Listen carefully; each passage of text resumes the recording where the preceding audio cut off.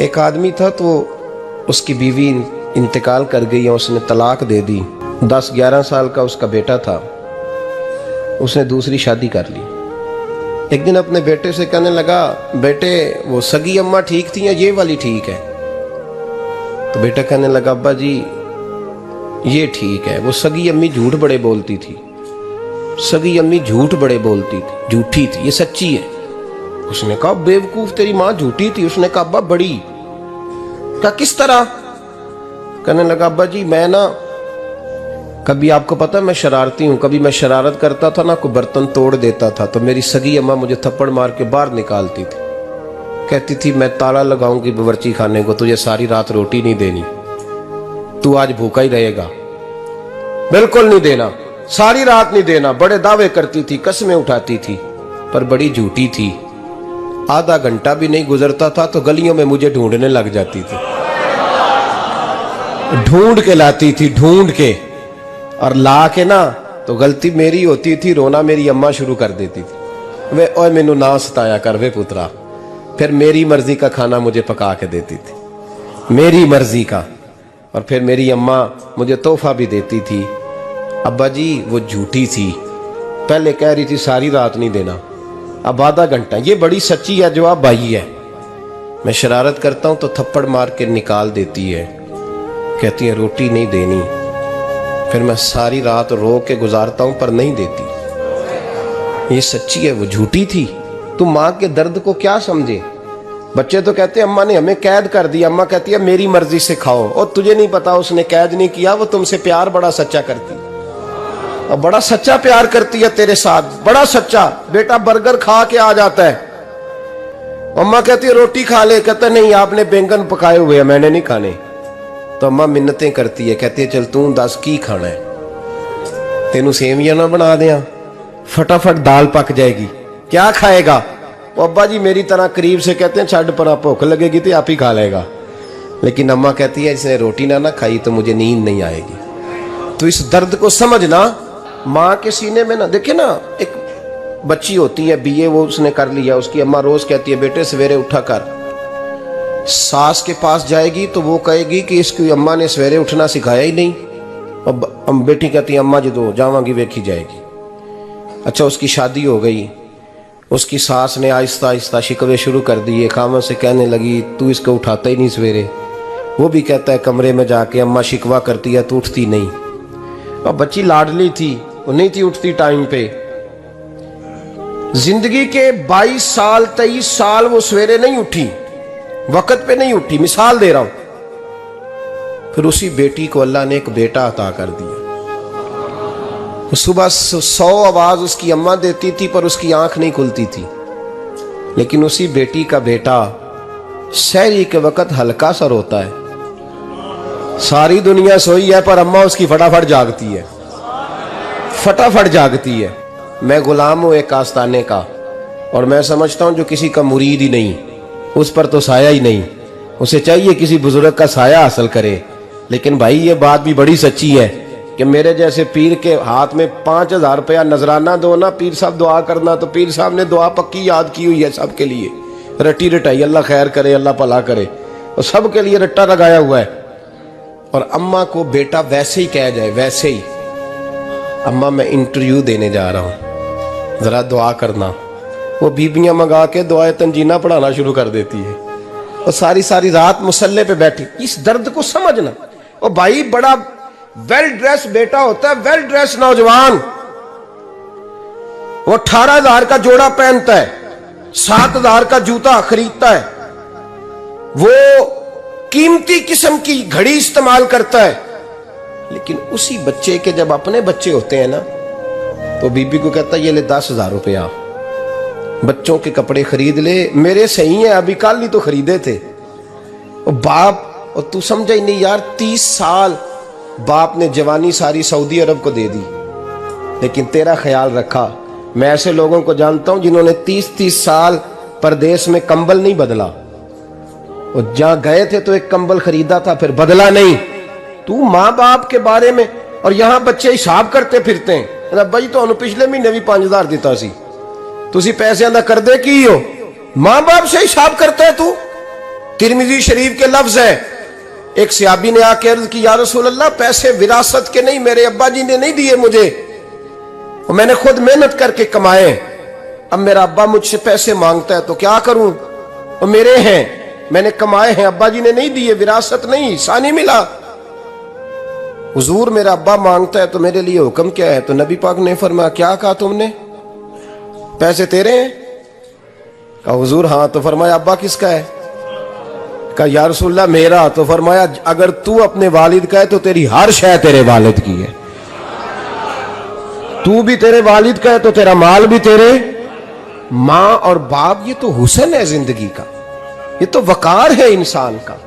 जब तक मां बाप का हाथ पकड़ के चलोगे ना, रास्ते सीधे रहेंगे, और जिस दिन उंगली छोड़ के सड़क पे निकलना पड़ा ना, सर चकराने लगेगा। याद रखना, ये बड़ा मुश्किल काम होता है। लोगों का तो रुख ही उस दिन वाज़े होता है जिस दिन आदमी साये से महरूम होता है। अम्मा तो कमरे में पड़ी हो ना, औरंगजेब आलमगीर की मां फौत हो गई, 350 कमरा था महल का, और अम्मा 12 साल टांगों से माजूर रही औरंगजेब आलमगीर की। अम्मा 12 साल कमरे से निकल नहीं सकी, साथ ही वॉशरूम था या जो भी उस दौर में तरीका था। औरंगजेब जब महल में आते थे तो फिर भी सीधे अम्मा के पास जाते थे, और जब वापस निकलते थे फिर भी अम्मा के साथ। औरंगजेब की मां का जनाजा उठा तो औरंगजेब ने रोना शुरू किया। फिर सालों बीत गए पर उसके आंसू खुश्क नहीं होते थे। एक शख्स ने कहा तेरी कोई अनोखी मर गई है, सारी दुनिया की मरती हैं। उसने कहा मैं बादशाह हूं, 24 घंटे लोगों का आना जाना है, बड़े दबदबे हैं, बड़े डेरेदारियां हैं, बड़ी भैंसें, बड़ी गायें, बड़े खाने वाले, बड़े लांगरी। मेरी माँ बूढ़ी थी, एक कोने में पड़ी रहती थी, पर जब से वो गई है ये मुझे महल नहीं लगता, मुझे कब्रिस्तान लगता है। मुझे लगता है ये कब्रिस्तान है। माँ और बाप तो तेरी नेमत है भाई। हम बच्चे, हमारे आजकल के बच्चों ने एक मसला बड़ा पक्का याद कर लिया। कहते मौलाना पीर साहब पसंद की शादी करना जायज नहीं। मैं कहता हूं साहब और भी बड़ी चीजें जायज है, सिर्फ एक ही शय जायज रह गई है। रसूल पाक सल्लल्लाहु अलैहि वसल्लम सिवाय अल्लाह के किसी के पाबंद नहीं, किसी के पाबंद नहीं। पर जनाब सैयदा खतीजतुल कुबरा रदी अल्लाह ताला अन्हा ने पैगामे निकाह दिया, या रसूलल्लाह मैं शादी करना चाहती हूँ। हुजूर किसी के पाबंद नहीं, पर मेरे महबूब ने फरमाया मेरा चचा मेरे वालिद की जगह है, मैं अपने चाचा से पूछ के तुम्हें जवाब दूंगा। यह है पसंद की शादी जो मेरे नबी ने बयान फरमाई है। तू सारा कुछ क्रॉस कर करके गुजर जाता है। यहां तो हाल यह है कि पालने वाला कोई और साये में बैठने वाला। बाग तेरे दी कर कर राखी मैं सारी उम्र गुजारी, तो जदों ये फल पकन ते आया ते लै गए होर व्यापारी। और बेटा गुजरता है अम्मा के दरवाजे के आगे से, अम्मा के दरवाजे के आगे बेटा अमरूद लेके आया है 6 किलो। तवज्जो है मेरी बात पर? इधर देखें जी, छोड़ें थोड़ी देर हमारी सुने। वो अमरूद लेके आया 5-6 किलो, तो अम्मा के दरवाजे के करीब से गुजर गया रात को। तो कमाई खाने का टाइम आया ना, तो गुजर गया। तो वो वजीर आजम से डरता है ना, तो जाके बीबी से कहता है बीबी के हकूक देना भी रसूलुल्लाह की सुन्नत है। लेकिन ये क्या बात हुई, तूने बीवी और मां का मुकाबला शुरू करा दिया? समझ तो सही, ये तेरे लिए काबे की जगह है और तू बीवी के लिए काबे की जगह है।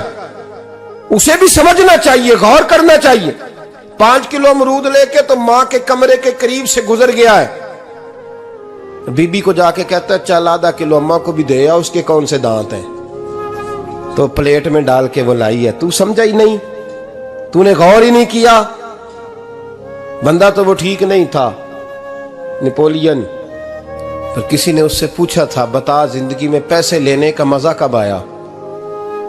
उसने कहा कि मुझे मजा तब आता था कि मैं अपनी सारी कमाई ला के अपनी अम्मा के हाथ पे रखता था, और फिर जब मैं अपनी माँ से थोड़ा थोड़ा खर्चा लेता था ना, थोड़ा थोड़ा, तवज्जो है मेरी बात पे? अम्मा जी 10 रुपए दे आज। कहते जब मैं थोड़ा थोड़ा खर्चा लेता था ना, तो मुझे यूं लगता था जैसे मैं बादशाह वक्त के सामने खड़ा हूं और वो खजाने का मुंह खोल खोल के मुझे देता जा रहा है। तू इस जायके को समझ तो सही भाई, तू इसको समझ तो सही। भाई याद रखें और गौर करें, माँ और बाप। और फिर ये भी सुन लें, नबी पाक सल्लल्लाहु ताला अलैहि वसल्लम ने माँ बाप के लिए फरमाया, हुमा जन्नतुका व नारुक, यही तेरी जन्नत है और यही तेरे लिए जहन्नम है। अगर ये राजी हो गए तो तेरे लिए जन्नत है, नाराज हो गए तो चाहे तू 100 पीर के मज़ार पे हाजिरी दे आ, लेकिन जब तक अब्बा राजी नहीं उतनी देर तक अल्लाह राजी। ये हदीस पाक है, हुजूर ने फरमाया जिसके वालिद राजी उसका अल्लाह राजी, और जिसका बाप नाराज उसका अल्लाह। हाँ बेशक, अब ये हदीस है ना, तो सारे वली एक तरफ बैठ जाएं, कहें या अल्लाह बख्श दे मुरीद को, लेकिन अगर अब्बा कहे या अल्लाह ना माफ करना, तो अल्लाह उन औलिया की नहीं मानता, वालिद की मानता है। इसलिए बुल्ले शाह आसमानी उड्डियां पढ़ना है, जेड़ा घर बैठा उन्होंने पढ़िया ही नहीं। भाई याद रखो, माँ बाप से प्यार करो, इनकी खिदमत करो, इनके पास बैठा करो, और माँ बाप को टाइम दें, वक़्त दें, चंद घड़ियां उनके पास बैठें। आप यकीन करें, अब्बा जी से आप मशवरा कर ले, सिर्फ मशवरा, मर्जी बेशक अपनी करें, लेकिन उस मशवरे में आपको इतना साया मिलेगा कि जिंदगी में कभी नाकामी नहीं होगी। पर असी सज्जन दी मननी, अब्बे दी नहीं मननी। वो फटे पे जो नलायक हमारी तरह का बैठा है उससे मशवरा लेना है, वालिद से नहीं लेना। बाप के पास बैठे, उससे मशवरा लें। मेरे अब्बा जी किसान थे, मैंने अपनी जिंदगी में ढेरों चीजें अपने बाप से सीखी हैं, दर्जनों चीजें सीखी हैं। मेरे वालिद बड़े खुददार थे, मिजाज में अजीब सी खुददारी थी। कोई बंदा कभी हाल पूछ लेता था ना कि हालात किस तरह के हैं, तो फरमाते थे भाई अगर बताना हुआ तो अपने अल्लाह को बताऊंगा। अल्हम्दुलिल्लाह बड़ा फजल है, मैंने उनके हाथों पे हमेशा छाले देखे, हमेशा छाले, लेकिन उनका हाथ कभी किसी दुनियादार के सामने फैलता हुआ नहीं देखा। लोग मुझे कहते हैं आप किस पीर साहब के साहबजादे हैं, तो मैं कहता हूँ मैं उस पीर का साहबजादा हूँ जिसने मेहनत करके हलाल की कमाई खाई सारी जिंदगी। ये लोग पीर नहीं होते, ये मुर्शिद नहीं होते, और मैंने दर्जनों चीजें सीखी उनसे। तो सीखने तो बैठ, तुझे हजारों चीजें मिलेंगी। भाई अपनी जिंदगी में माँ बाप की तरफ देखो, सबसे जरूरी काम है इन्हें वक़्त दो। अम्मा के ओ भाई बड़ा मुश्किल है दुनियादारों से तारीफ कराना, तो अम्मा दे कोल ते एवं 2 मिनट राती बइए ना आखी अम्मा पैर कटे ना रजाई चो तेरे घुट छड़ा, तो अम्मा कहती जा मेरा पुत्र थकिया आया तू सो जाके, मैं कदों काम लगी सा, मैं कदों हलवा अंडई सा, जा सो जा जाके। बस ये कार्रवाई है, तूने 2 मिनट के लिए कह दिया, सवेरे पूरे मोहल्ले में तेरी अम्मा कहेगी अल्लाह मेरे पुत्र वर्गा पुत्र सारियां नूं दे। राती आउंदा है ते मैनू घुट के सौंदा है, अल्लाह घुटिया कोई नहीं सो भी कार्रवाई पाई सो, लेकिन वो सबको बताती है। तो भाई इतनी कीमती चीज और तू छोड़ के मैं अभी जलसे से देर से आता था ना, अब तो जाता नहीं ज्यादा जगहों पे, कोशिश करता हूँ कि चलो माहौल के मुताबिक, थोड़ा खुश्क आदमी हूँ तो हर जगह सेट नहीं हो पाता, इसलिए कम जाता हूँ। तो कभी रात को आते थे ना देर से, मेरी अम्मा जी शुगर की मरीज थी, तो मैं छोटे भाई को फ़ोन करता था कि अम्मा जी सो गए, कहने सो गए। मैं कहता था कि तू ना इस तरह कर, नीचे आ जा, 2 बज गए, वो शुगर की मरीज है, आँख खुल जाए ना तो दोबारा लगती नहीं बुजुर्गों की, तो तू दरवाज़ा खोल दे, अंदर दस्तक दी तो दिक्कत होगी। तो मैं जूते उतार के अंदर दाखिल होता था, तो पहला कदम रखता था तो मेरी अम्मा बोल पड़ती थी पुत्र आ गए, आ गए। ओ भाई तू इस दर्द को समझना, कोई तुझे मिलेगा, कोई मिलेगा तुझे ऐसा।